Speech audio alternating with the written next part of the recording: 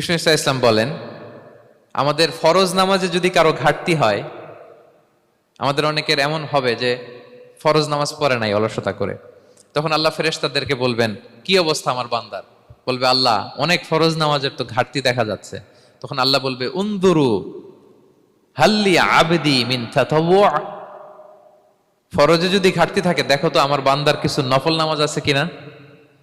ফেরেশতারা এবার খুঁজে দেখবে, হ্যাঁ এই বান্দার অনেক নফল নামাজ আছে। তখন আল্লাহ বলবে, ঠিক আছে, এই নফল গুলোরে ফরজের ভেতরে ঢুকাইয়া মেকআপ করে দাও।